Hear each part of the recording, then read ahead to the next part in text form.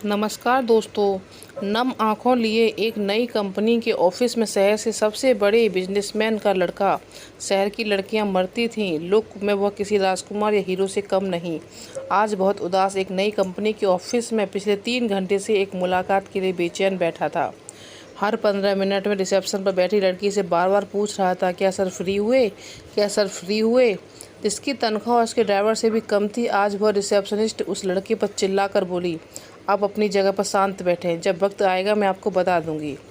रुलाने वाली love story in Hindi. ऐसा पहली बार हुआ है कि रोहित रॉय इतना बड़ा आदमी नौकरों की बात सुन रहा था।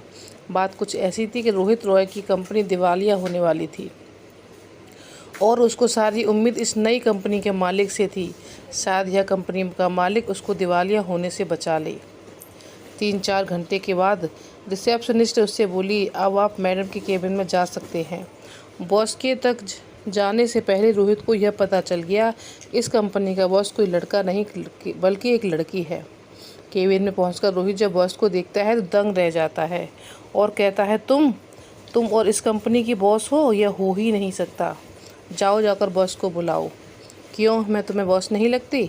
और अगर ऐसा है तो तुम जा सकते हो। नहीं, मैं तो बस पूछ रहा था। रितु, तुम्हारी मेरी हालत का अंदाज़ा नहीं है तुम्हें, मैं किस हाल में हूँ।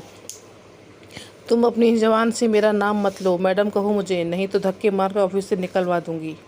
सॉरी मैम, अब ऐसी गलती नहीं होगी, रोहित ने जिल्लत भरी आवाज़ में बोला। रितु, मुझे तुम्हारी और तुम्हारी कंपनी की सारी जानकारी है। जाओ अपने बाप से कह दो, तुमको बर्बाद होने से कोई नहीं रोक सकता। जो सब हुआ है मैंने ही किया है। यह है बदला मुझे धोखा देने का। कैसा धोखा? रोहित ने नम आंखों से कहा। भूल गए तुम्हारे बाप ने मुझे कैसे ठोकर मारकर भगाया था। तुम्हारे बाप ने तो मुझे गंदा खून तक कहा था। मेरे पूरे परिवार को आधी रात में घर छोड़कर जाना पड़ा। इतना सब करके तुम भूल गए? सर, यह तुम क्या कह रही हो रितु? मैंने तो ऐसा कुछ भी नहीं किया। मैं तो चाहकर भी उस दिन अपना वादा पूरा नहीं कर पाया। बस इतनी सी बात, क्या तुमको नहीं पता क्या हुआ था उस दिन? मैं अपना सारा घर बार छोड़कर अपनी ज़िंदगी के दांव पर लगाकर तुम्हारे साथ तुम्हारी ज़िंदगी साथ बसने के लिए आई थी। मैंने 4 घंटे इंतज़ार किया। उस रात का आधी तूफान मैं तुझे और तुम्हारे पास आने से नहीं रोक सका। उस तेज़ बारिश में 4 घंटे खड़ी खड़ी मैंने अपने अरमानों को जलते देखा। तुम्हारे बाप ने धमकी दी, अगर मैं यह शहर छोड़कर नहीं गई तो मेरी छोटी बहन कहीं मुँह दिखाने के लायक नहीं रहेगी।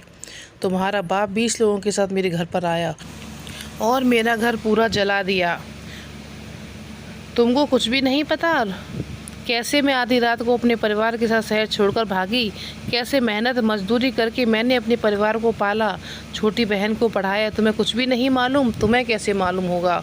तुम तो अपने महल में आराम से सो रहे होंगे। तुम तो सबसे रईस बाप की औलाद, इसकी गंदी लड़की से प्यार हो गया था। ये क्या कह रही हो तुम? तुम्हारे साथ सच में ये सब हुआ? ये तो मैं आज मुझे पता चला है। अपने बाप की शक्ल तक नहीं देखूंगा अगर उन्होंने ऐसा कुछ किया होगा। उस रात मेरे साथ क्या हुआ क्या तुमको नहीं पता? जब मैं तुमसे मिलने आ रहा था तब मेरी माँ ने मुझे कसम दे दी और मुझे वहीं पर रोक लिया। मैं चाहकर भी उस दिन तुमसे मिलने नहीं आ पाया। तुमको पता है, आज तक मैंने अपने पिता से बात नहीं की। तुमको मालूम नहीं मैंने कितनी कोशिश की तुम्हें ढूंढने की, कितनी बार मैंने अखबारों में छपवाया। तुमने तो पढ़ा ही होगा। रोहित इंटरनेट से कुछ पेपर की कटिंग निकाल रितु को दिखाता है। यह सब एक देखकर रितु के पैरों तले जमीन निकल जाती है, क्योंकि गुस्से में जिस आदमी को अपना सबसे बड़ा दुश्मन समझ रही थी और यह सोचकर उसने पिछले 10 साल गुजारे कि रोहित ने उसे धोखा दिया, आज वह गुस्सा यह सब समझ नहीं पा रहा था। दोनों एक दूसरे से लिपटकर जोर जोर से रोने लगे और दोनों अपने अतीत को याद करके रोने लगे। दोनों की आंखों में आंसू रुक नहीं रहे थे।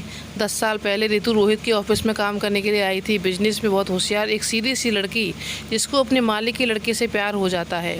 रोहित भी रितु से बहुत प्यार करता था। दोनों एक दूसरे से शादी करने के लिए राजी हो जाते हैं, पर यह बात रोहित के पिता को पता चलती है। रोहित और रितु दोनों भागकर शादी करने को तैयारी कर लेते हैं। उस रात रोहित के पिता उसको घर पर रोक लेते हैं। रितु के घर में आग लगाकर उसको शहर छोड़ने पर मजबूर कर देते हैं। दूसरे शहर में दर दर की ठोकर खाकर बड़ी हुई रितु आज एक बड़ी कंपनी के मालिक बन जाती है। वह रोहित की कंपनी को जब चाहे तब मसल कर रख सकती है। इसी बात का बदला लेने के लिए रितु वापस उस शहर आई थी। जब उसको रोहित के प्यार का सच्चाई का पता चला तो वह उसके गले लगकर रोने लगी। रोहित रितु को लेकर गुस्से में अपने घर जाता है, चिल्लाकर अपने पिता को बुलाता है और कहता, देखो तुमने क्या किया। रोहित के पिता की आंखों में भी आंसू आ जाते हैं। इतने दिन के बाद रोहित ने उनसे बात की, गुस्से में ही की। रोहित के पिता हाथ जोड़कर रोहित से माफ़ी मांगी और कहा, मुझे तो पता था यह एक न एक दिन ज़रूर होगा। मैंने बहुत बड़ी गलती की, हो सके तो मुझे माफ़ कर देना बेटा, पर एक बार यह ज़रूर जान लो मैंने ऐसा क्यों किया। मुझे नहीं सुनना, आपने मेरी ज़िंदगी बर्बाद कर दी। रोहित बोला। रितु कहती है, मैं एक बार ज़रूर सुनूंगी, आखिर मेरे घर जलाने की क्या वजह है। रोते हुए रोहित के पिता बोले, तुमको पता है तुम्हारी माँ और मेरी लव मैरिज थी। हम दोनों भी एक दूसरे को बहुत प्यार करते थे। मेरे पिता ने तुम्हारी माँ की और मेरी कुंडली एक बड़े पंडित को दिखलाई और उन्होंने यह भविष्यवाणी की, यह शादी होगी तो तुम्हारी माँ की जान चली जाएगी। पर हम दोनों इन सब में भरोसा नहीं था।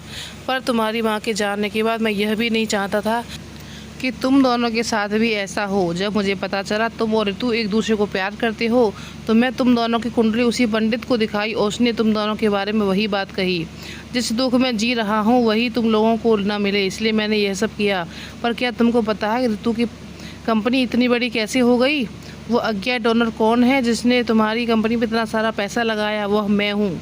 क्या आप? रितु के पैरों तले ज़मीन की निकल गई। हाँ, मैं अपनी गलती का भुगतान जैसे मैं कर सकता था मैंने किया। फिर मैं तुम दोनों के हाथ जोड़कर माफ़ी मांगता हूँ। तीनों एक दूसरे से लिपट कर रोने लगे। आज सबकी ज़िंदगी में सारे गुस्से और गलतफहमी का बोझ उतर गया। रितु और रोहित की कुंडली निदान करवाकर शादी करवा दी और सब खुशी खुशी रहने लगे। तो दोस्तों, कैसी लगी आपको हमारी कहानी? कमेंट बॉक्स में बताइएगा। अगर अच्छी लगी हो तो हमारे चैनल को लाइक शेयर सब्सक्राइब ज़रूर करिएगा। धन्यवाद दोस्तों।